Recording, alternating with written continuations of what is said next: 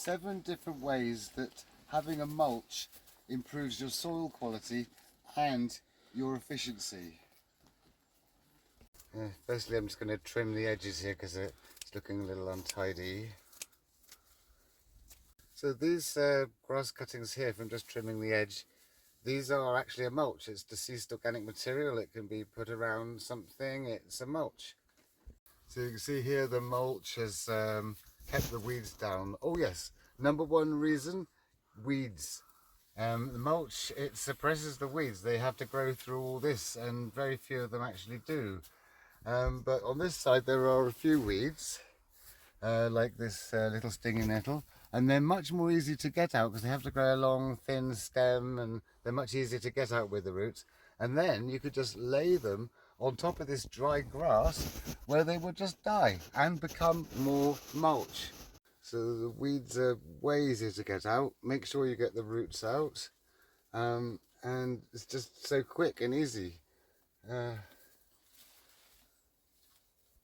So in this sort of period of cold, wet weather, the okra have really gone a bit but they like it really, really hot. So if it's like a cold, wet period, and melons or okra don't do very well, that's because they like it really, really hot.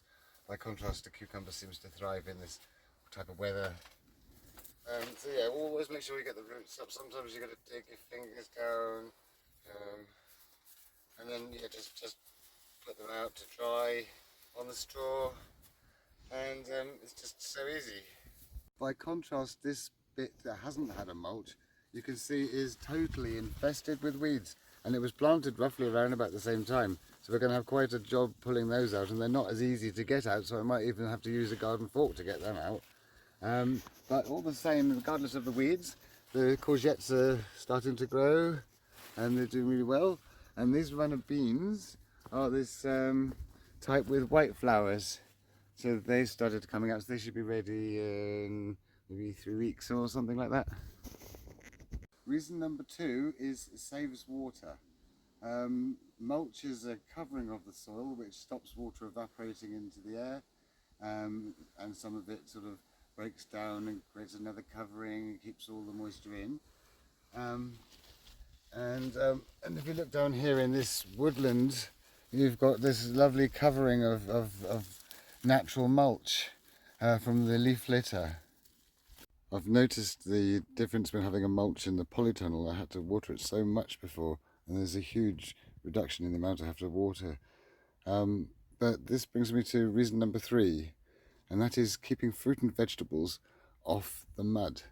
And of course, by having this lovely layer of straw, which is really always dry on the surface, you're keeping fruit and or vegetables off the mud, no direct contact with the soil, and much less likely to rot.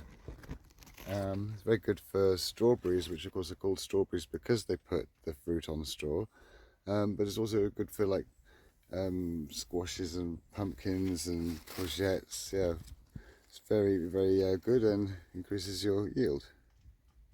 Number 4 is fertilizer. You don't need as much food for your plants because the mulch provides some of the food, because it's constantly rotting down and gradually being a slow release fertilizer to the ground. Here's another example. This is under some spruce trees, just the spruce needles making a different kind of mulch, and you see that sort of filtrates through via worms into the soil and makes everything more nutritious. It also moderates the soil temperature by creating a barrier that it takes temperature longer to get through, like it's not a good conductor of heat. So they don't get to extremes of temperature at the surface of the soil, either hot or cold. You can influence the temperature by using a different mulch, like for example where we've used a hotbed for the cucumbers and courgettes. We've made it hotter, so we've influenced the temperature by increasing the heat. Having a mulch on a sandy soil will mean there's way more organic material falling into the ground, and it's going to stop leaching of all the nutrients through all the sand as it does so well. But also in a clay soil it will improve it by all the nutrient, all the organic material going into the clay and breaking the clay down and making it easier for roots to penetrate. So it improves soil, whatever your soil type. Also, by having a covering of straw or whatever other mulch you use on top of your land, you're reducing soil erosion dramatically, because the force of the rain isn't going to wash the soil away. It's going to trickle gently through and soak into the ground. So you're going to save a lot of expense from soil erosion. Number 5, pest predators. All this straw or whatever you use is going to make a habitat for pest predators, such as spiders and predatory beetles that will eat creatures that are a nuisance to your plants. Number 6, more produce and less work.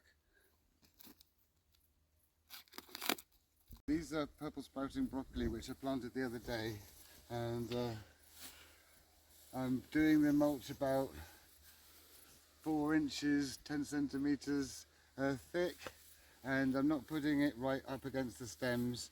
I'm just leaving a tiny gap and making sure the leaves are all out. And of course you can put the mulch down before you plant things. I'm going to try that next time. Right, so that should save me a hell of a lot of weeding. I'll just make sure all the leaves are out, and they should be ready in the spring. Really nice early green vegetable. Number 7 is biodiversity and ecosystems.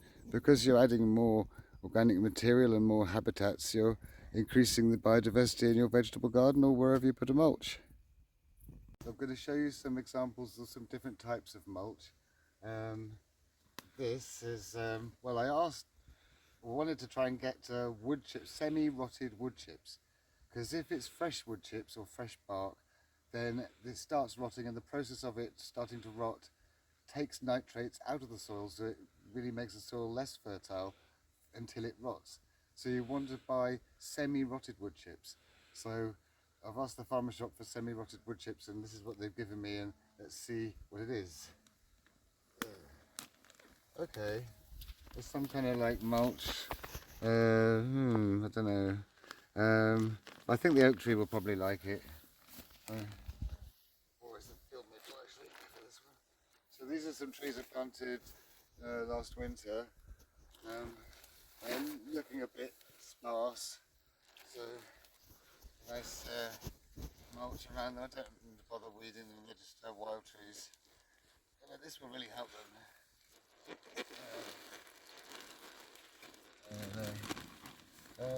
Some for this oak tree.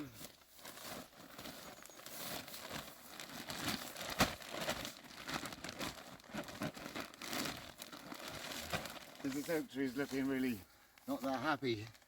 I had loads of roots when I dug it up. It was growing where the vegetable garden is now. So that should really help it.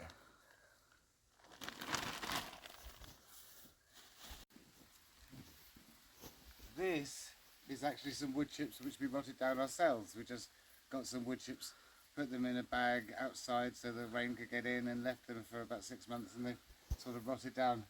And I'm just going to put them around this wild cherry, which isn't really that happy.